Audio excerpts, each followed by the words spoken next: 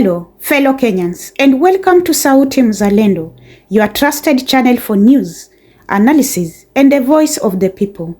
Today, we tackle a critical issue gripping our nation, the rising cases of abductions and enforced disappearances, and the protests that erupt in Nairobi on Monday over this very issue.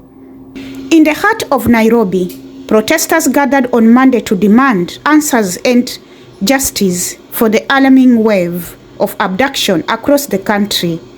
These demonstrators, including prominent figures like Busia Senator Okiya Omtata, marched through the city center, holding placards and chanting for the release of victims.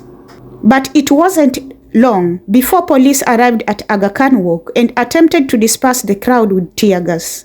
By midday, protesters had regrouped, determined not to be silenced. Some even sat down on the street, continuing to chant and display their messages for all to see. While there was a moment of relative calm in areas like Moi Avenue earlier in the day, heavy police presence had disrupted marches and whistle blowing by the protesters. Despite this, their message was clear and powerful. According to the Kenya National Commission on Human Rights, over 80 cases of abduction have been reported this year, with more than 10 occurring just this December. These abductions often involve critics of the government, journalists, activists, and even everyday Kenyans who dare to speak out. Victims of these abductions include activists like Billy Mwangi, Peter Muteti Njeru, and Bernard Kavuli. These individuals, known for sharing cartoons and AI-generated images of President William Ruto on social media, were reported missing in recent days. While the government denies involvement, human rights groups and victims' families insist that security agencies are behind these disappearances. Former Deputy President Rigathi Gachagua has even gone as far as to accuse a secret government unit of organizing these abductions. Monday's protests were not just about raising awareness, but also demanding immediate action. Protesters called on the government to account for these abductions and bring an end to what they see as an assault to freedom and justice. They also promised to take their fight online, using social media platforms to amplify their demands and share their stories globally.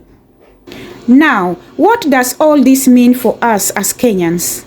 This situation raises some serious questions. Why are people being abducted for expressing their opinions? Isn't this a direct violation of our constitutional rights to free speech and security? Who is truly behind these disappearances? And why hasn't the government taken transparent steps to investigate and address these cases?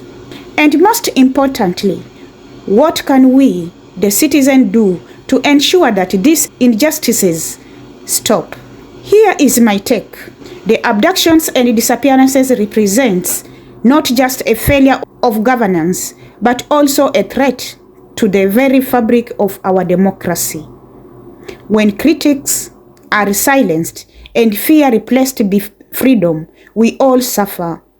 The protests in Nairobi and across the country show that Kenyans are tired of living in fear. We are calling for accountability, transparency, and above all, respect for human rights. It is crucial for the government to address these concerns openly, denying involvement while people continue to disappear. It is time for independent investigations, the safe return of all abducted individuals, and reforms to prevent such incidents in the future. For us citizens, let's keep the conversation going, speak out, join peaceful protests, and use social media to amplify these issues. When we unite, our voices are louder than any tear gas case or act of intimidation.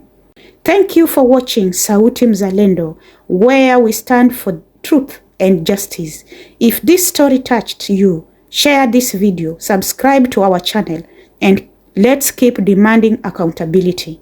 Together, we can build a Kenya where no one lives is fear for speaking the truth. Stay safe, stay informed. Here at your home, Sauti Mzalendo. Remember, your voice matters.